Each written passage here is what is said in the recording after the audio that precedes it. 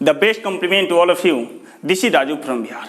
आज मैं बात करूंगा जिंदगी के उत्थान और पतन के बारे में, आगे और पीछे के बारे में, समस्या और समाधान के बारे में, ऊंच और नीच के बारे में, और प्लस दिन और रात और सुबह और शाम के बारे में।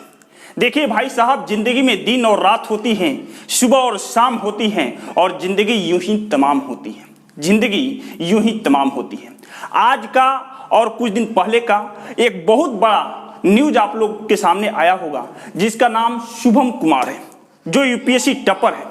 आज चारों तरफ यही एक आवाज गूंज रहा है कि शुभम भैया जिंदाबाद, यूपीएससी फर्स्ट रैंक जिंदाबाद, बिहारी जिंदाबाद और बिहार जिंदाबाद। लेकिन इस जिंदाबाद के पीछे क्या वो सीक्रेट है, वो आप उन्हीं के मुंह से इंटरव्यू के माध्यम से सुन सकते हैं।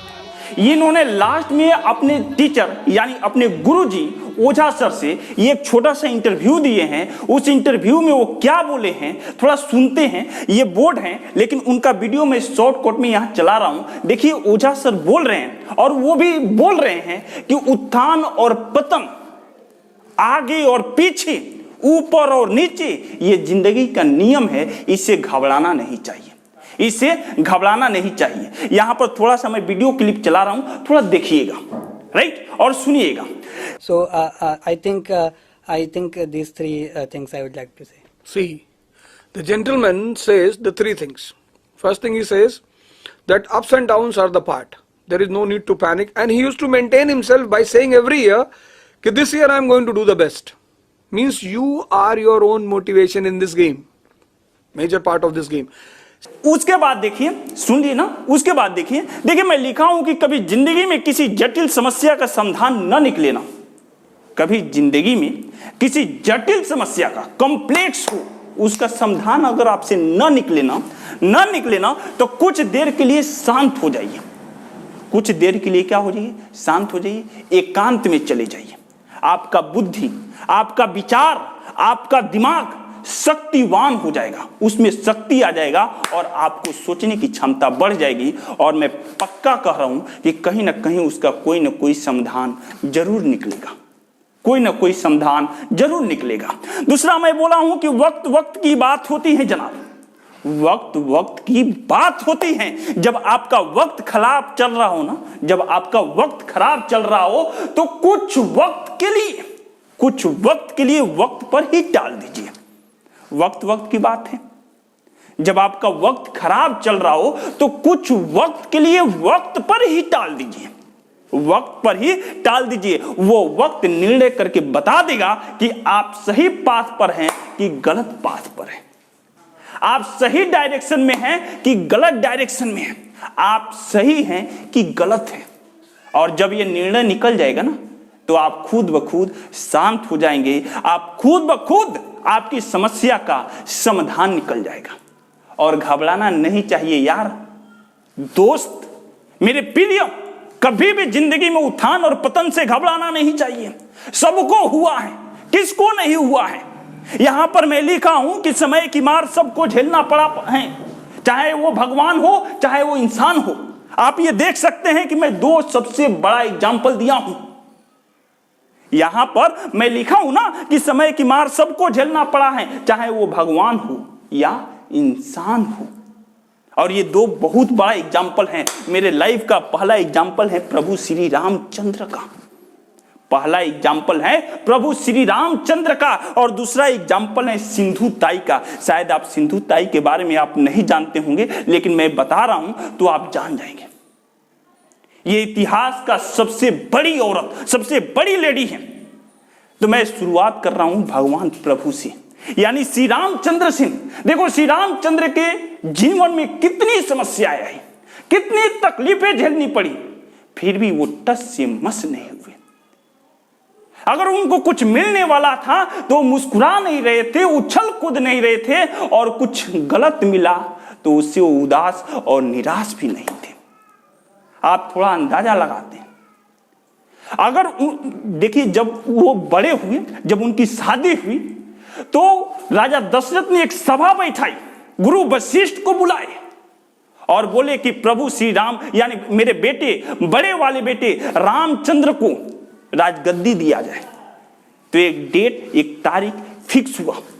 यानी सपोज दैट, मान लीजिए कि अगले सोमवार को फिक्स हो गया कि अगले सोमवार को रामचंद्र को क्या मिलेगा, राजगद्दी मिलेगा।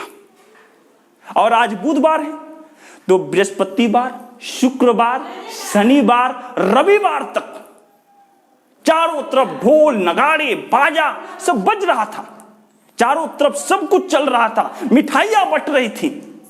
लेकिन अचानक रात में जानते हैं क्या होता है? रात में वो मंत्रा जाकर केकई को याद दिला देती हैं कि अगर राम को राजगद्दी मिल गया तो तुम तो दासी बन जाओगी, तुम्हारे जो पुत्र हैं वो दास बनकर जिंदगी जिएगा। अब ये माइंड में खटक गया। देखो भाई, औरत जो सबसे ज्यादा प्यार करती थी, जो सबसे ज्यादा स्नेह दी थी, जो सबसे ज्यादा लालन पालन की थी, जो सबसे ज्यादा अपने दिल के करीब रखी थी, उसकी बुद्धि भ्रष्ट हो गई, उसकी माइंड को घुमा दिया गया।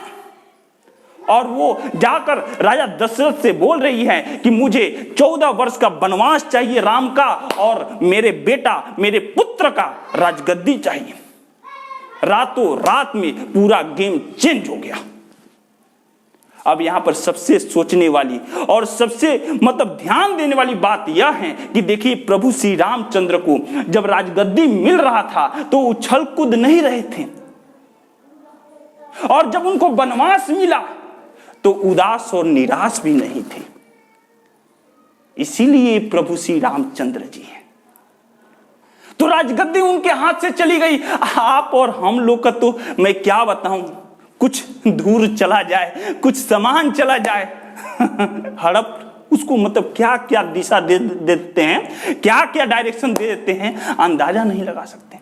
उनके हाथ से राजगद्दी चली गई, और राजगद्दी गई तो जानते हैं, वो जैसे अपने लिबास में थे, अपने ड्रेस में थे, वो ड्रेस भी उतरवा लिया गया। उनको सिंपल और साधारण कपड़ा पहना कर भेजा गया, सिंपल और साधारण कपड़ा पहना कर भेजा गया। और सबसे बड़ी बात और सबसे बड़ा रोल तो यहां पर मैं सीता मां यानी सीता जी को मानता हूं। सीता जी भी साथ में थी। आज अगर बंटवारा हो हमारे घर में, आज आपके घर में बंटवारा हो, या कहीं किसी के घर में बंटवारा हो, या कहीं सीता कोई औरत कहीं जा रही होती है, तो मोटरी पर मोटरी कसा जाता है, साड़ी पर साड़ी चपेटा जाता है, यहां तक कि चप्पा कल भी 2 लगवा देते हैं लोग। लेकिन देखिए सीता मां को, वो चाहती तो 4 साड़ियां ले सकती थी, चाहती तो 10 टाइम यानी 10-12 टाइम का भोजन ले सकती थी, कुछ नहीं ली। वो टोटल और टोटल अपने आप को प्रभु श्री रामचंद्र को समर्पित कर दी थी। वो कुछ अयोध्या से नहीं ली।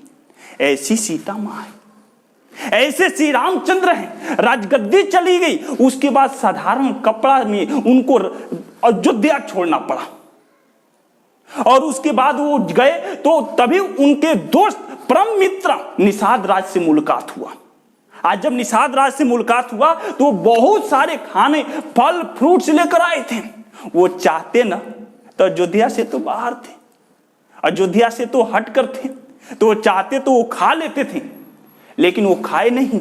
वो निषाद राज से बोले कि ये मुझे स्वीकार है, लेकिन मैं इसे ग्रहण नहीं करूंगा, मैं इसे ग्रहण नहीं करूंगा। वो खाए नहीं, वो खाए नहीं। इतनी सारी तकलीफ, और खाने की कौन बात बोले, चित्रकूट में वो सोचे कि जाकर चित्रकूट में रहे, अयोध्या के बगल में चित्रकूट में जाकर रहे। वो जैसे चित्रकूट में अपना डेरा डंडा बस्ती डाल रहे थे ना, तब तक भरत का वहां आगमन हो गया। भरत वहां पहुंच गए, और जैसे पहुंचे संवाद हुआ तो राम के मन में यह बात आया कि ये तो भरत बार बार चला आएगा, गांव वाले बार बार चले आएंगे। तो उन्होंने वहां से छोड़ने का निर्णय लिया, और जैसे छोड़ने का निर्णय लिया तो भरत बोले कि ऐसे आप कैसे जा सकते हैं, कम से कम आप तो कुछ चिन्ह दीजिए जो मैं राजगद्दी पर रखकर, अयोध्या के राज सिंहासन पर रखकर मैं उसको पूज सकूं। मैं राज सिंहासन नहीं लूंगा। अब बताइए भाई साहब, श्री रामचंद्र के पैर में एक खड़ाऊ था, एक चरण पादुका भाई था, वो भी भरत उठाकर लेकर चले आए। और वो ये साधारण जंगल नहीं था, घास वाला जंगल नहीं था, वो पूरे कांटों से भरा जंगल था। पूरे छोटे छोटे इंकड़ थे, वो कंकड़ को लांघते हुए, उस मतलब कंकड़ पर चलकर वो मतलब कि कांटों से टकराते हुए, थोड़ा सा यार देखो कितनी समस्याएं उनको झेलनी पड़ी होगी, कितनी तकलीफ उनको उठाना पड़ा होगा। और वो कहां पहुंचे? पंचवटी पहुंचे। और जैसे पंचवटी पहुंचे तो वहां पर शूर्पणखा यानी रावण की बहन वहां पर आकर बात को छेड़ दी, लफड़ा लगा दी। और उसी लफड़ा के दौरान सीता का हरण हो गया। रावण सीता को हरण करके लेकर चला गया। अब सीता वियोग में राम तरह तरह की कितनी समस्याएं। अब सीता भी चली गई हाथ से। सीता जाने के बाद वो जैसे रावण से लड़ाई करना है ना, तो रावण से लड़ाई छिड़ गया। सीता को जब रावण हर लेकर गया तो राम को रावण से लड़ाई छिड़ गया। और लड़ाई छिड़ने के बाद भाई रावण ऐसा वैसा आदमी नहीं था, 10 दिशा का ज्ञान था, प्रचंड पंडित था, बहुत बलवान था। भगवान मतलब सब कुछ वो जीत लिया था। उनसे लड़ाई लड़नी पड़ी, उनसे लड़ाई लड़ी। और वहां लड़ाई लड़ने के बाद जब सीता जी को वहां से लेकर आए, जब सीता जी को वहां से लेकर आए, सोचे कि अब अयोध्या में चलकर आराम की जिंदगी जिएंगे। कहां आराम था प्रभु श्री रामचंद्र के जीवन में? आराम नाम का कोई चीज नहीं था। वो जैसे वहां लेकर आए तब तक धोबी ने लफड़ा लगा दिया। धोबी ने लफड़ा लगा दिया। धोबी के लफड़ा में सीता जी को वनवास जाना पड़ा। और वहां भी वो 10-12 वर्ष वनवास रही। आज जब वनवास से आई तो अब सीता जी को अच्छी खुदे नहीं लगा कि अब इस लीला से हम परेशान हैं, अब हमको माफ किया जाए और अब हमको छोड़ा जाए। अब बहुत देख लिए धरती पर, बहुत सह लिए, बहुत बर्दाश्त कर लिए। और उन्होंने गुहार लगाई कि भगवती पृथ्वी देवी मां, आप मुझे अपने शरण में ले लीजिए। और सीता जी भी चली गई। इतनी समस्याएं भाई। आप बोलेंगे कि ये भगवान थे, वो लीला था।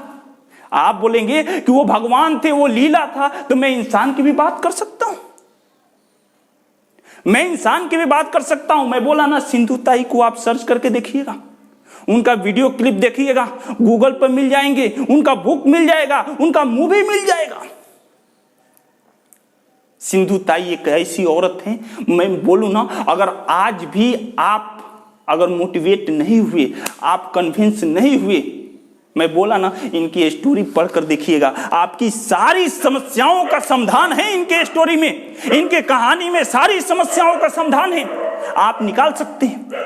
देखिए, उनकी जन्म 14 नवंबर 1948 को हुआ। सॉरी, 1948 को हुआ है, 98 को नहीं, 1948 को हुआ है। और 4वीं तक पढ़ाई हुई, वो मात्र 4वीं तक पढ़ी। और इस पढ़ाई के बीच में आप उनका जब इतिहास देखेंगे तो उनके पापा, उनके पिताजी उनको पढ़ाना चाहते थे, लेकिन उनकी माता को उनको पढ़ाना स्वीकार नहीं था। उनकी माता नहीं पढ़ाना चाहती थी उनको, लेकिन फिर भी उन्होंने 4वीं तक पढ़ाई तय की। और उसके बाद 10 से 12 की उम्र में आप देख सकते हैं अपने आसपास में 10 से 12 साल की उम्र की लड़कियों का क्या हाल होता है, कैसी होती है। और उनकी शादी 10 से 12 की उम्र में कर दी गई, उनकी शादी हो गई। अब वो भी किस लड़के से जिसकी उम्र दुगुना है, 20-22 साल के लड़के से उनकी शादी हुई, 20-22 साल के लड़के से उनकी शादी हुई। और 10-12 साल की वो थी। उसके बाद देखिए 3 संतान हुए उनके। और 4थी संतान में तो समस्याओं का पहाड़ टूट पड़ा। 4थी संतान में तो समस्याओं का पहाड़ टूट पड़ा। किसी ने लाछन लगा दिया कि 4थी संतान वो उनकी नहीं है, किसी और की है। किसी ने लाछन लगा दिया कि 4थी संतान उनकी नहीं है, किसी और की है। अब जानते ही हस्बैंड को ये बात दुश्वार गुजरा। और उन्होंने 9 महीना का पूरे पेट में डिलीवरी था वो सिंधु ताई को। और हस्बैंड ने बाल पकड़कर घर से खींचकर बाहर निकाल दिया, लात मारा, और वो चली गई कहां? गौशाला में। उन्होंने गौशाला का संरक्षक था, गौशाला उसमें चलता था, वो गौशाला में चली गई। और गौशाला में जाने के बाद वहीं पर उन्होंने 4थी संतान को जन्म दिया। कोई नहीं था, चारों तरफ गाय थी, चारों तरफ गाय थी। और 4थी संतान को उन्होंने जन्म दिया। और 4थी संतान को जन्म देते दौरान वहां पर कोई था ही नहीं, तो चारों तरफ से गाय घूम रही थी, गाय चिल्ला रही थी, और वो बेसुध पड़ी थी, मूर्छित पड़ी थी। जब उसको होश में आया ना, उस माँ को जब होश में आया ना, तो देखी कि बच्चा जन्म कर दी है, बच्चा हुआ है, चौथी संतान हो गया है। अब वो कहती हैं, वो बताती हैं कि मैं बाहर से पत्थर एक उठाया और कम से कम 12-14 बार वो जो कनेक्शन होता है ना माँ और बेटे के बीच में, जिसको हम लोग नार बोलते हैं, उस नार को 12-14 बार पत्थर पर पत्थर रख कर पत्थर से काटी वो। अब पत्थर से काटने के बाद वो खुद के उनके माँ बाप उनको स्वीकार नहीं कर रहे थे, ऐसी परिस्थिति आ गई थी। बताओ, एक बच्चा को जन्म देने में 12 से 14 डेसिमल दर्द होता है, और आदमी, ऐसा कहा जाता है कि आदमी को अगर 8 से 10 डेसिमल दर्द हो जाए तो मर जाता है। और उस तकलीफ के घड़ी में वो खुद उठाकर अपना नार पत्थर से पत्थर टकरा कर काटी है, कम तकलीफ हुई होगी। और उसके बाद वो घर छोड़ी, और यहीं पर कहा जाता है कि न वो घर के रही, न घाट के, न अपने वो ससुराल वाले ने एक्सेप्ट किया और न मायके वाले ने एक्सेप्ट किया। अब वो तकलीफ से बहुत घिर गई थी, उनको समझ नहीं आ रहा था कि मैं करूं तो क्या करूं।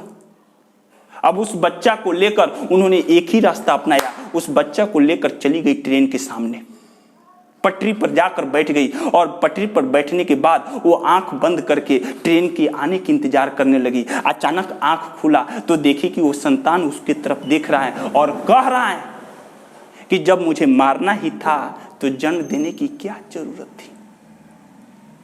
तो उन्होंने तुरंत वो पटरी से उठ गई और उस बच्चा को लेकर जानते हैं कहां चली गई, शमशान घाट चली गई। और शमशान में अपना रात बिताया, 2-4 दिन रात। वो शमशान घाट गई तो वहां अब 3-4 दिन से भूखी थी, कुछ खाई नहीं थी। तो देखा शमशान के बगल में कुछ आटे पड़े थे, जो श्राद्ध क्रम होता है ना, वहां पर कुछ आटे पड़े थे। उसी आटे को पानी से गोल करके लोइया बनाकर, ठीक है ना, और सेकना, कहाँ सेकना है कहीं आग मिला नहीं, तो वहीं शमशान में कुछ लकड़ियां जल रही थी, उस लकड़ियां को बाहर निकाल कर और उस पर रोटी सेक कर खाई है। बताओ भैया कितना तकलीफ हुई है, उस पर रोटी सेक कर खाई है। और रोटी सेक कर खाने के बाद वहां पर 10 दिन, 15 दिन, 20 दिन बिताने के बाद सोचा कि कब तक शमशान में रहूंगी, चलते हैं प्लेटफॉर्म पर। प्लेटफॉर्म पर गई, प्लेटफॉर्म पर भीख मांग कर खाने लगी। और खाते खाते बहुत देखी कि बहुत सारे लड़कों को तकलीफ हो रहा है, बहुत सारे लड़कों को तकलीफ हो रहा है। लड़कों की मां बन गई, लड़कों की मां बन गई और अपना वो तेजी कर दी अभियान, क्या मांगने वाला अभियान और तेजी कर दी। मांग मांग कर उस बच्चों को लालन पालन करने लगी और खुद लालन पालन करने लगी। और उसके बाद उन्होंने शमशान और प्लेटफॉर्म 40 वर्षों तक निरंतर सामाजिक कार्य किए हैं, 40 वर्ष तक सामाजिक कार्य की है। और आज के डेट में उनका इतिहास देखेंगे तो 15 यानी 1500 से अधिक अनाथ बच्चों का वो मां है, उनको माई कहते हैं लोग महाराष्ट्र में, उनको माई कहते हैं। 1500 से अधिक वो बच्चे हैं उनके, वो भी गोद लिए बच्चे हैं। और उसके बाद देखिए 382 से अधिक दामाद हैं, 382 से अधिक दामाद हैं, 60 से अधिक बहुएं हैं और प्लस 9 से अधिक राष्ट्रीय और अंतर्राष्ट्रीय पुरस्कार मिला है। और 2010 में मराठी में एक बायोपिक उन पर मूवी बना। तो ऐसी औरत इतनी बड़ी समस्या झेल सकती है, तो आपकी समस्या इसके आगे अगर बड़ा हो तो बोलिएगा, नीचे कमेंट बॉक्स में मुझे बताइएगा कि इससे भी बड़ी समस्या है, इससे भी बड़ी समस्या आप झेले हैं, इससे भी बड़ी समस्या झेले हैं। इसलिए मैं बोलता हूं कि उत्थान और पतन जिंदगी का नियम है, दिन और रात जिंदगी का नियम है, आगे और पीछे जिंदगी में होते रहना है, कभी इससे घबराना नहीं चाहिए। मुस्कुरा कर जिंदगी जियो यार, तकलीफ आई है ना तो खुशियां भी आएगी। ये बस चंद लम्हों की देरी है, चंद दिनों की देरी है। आज तक कोई ऐसा इंसान नहीं है इस धरती पर, भारत की जनसंख्या 1 अरब 30 करोड़ है और पूरे विश्व, पूरे ब्रह्मांड की जनसंख्या 7.5 बिलियन है और पूरे ब्रह्मांड में 84 लाख जोनी है। ऐसे कोई प्राणी नहीं है जिसके पास समस्या नहीं है। और यह भी याद करने वाली बात है कि ऐसी कोई समस्या नहीं है जिसका समाधान नहीं है। थोड़ा सा रुक कर, थोड़ा सा इंतजार करके सोचिए, समझिए, अपने बुद्धि को बढ़ाइए, अपने दिमाग को बढ़ाइए, उसके बारे में स्मरण कीजिए, उसका कहीं ना कहीं समाधान जरूर निकलेगा।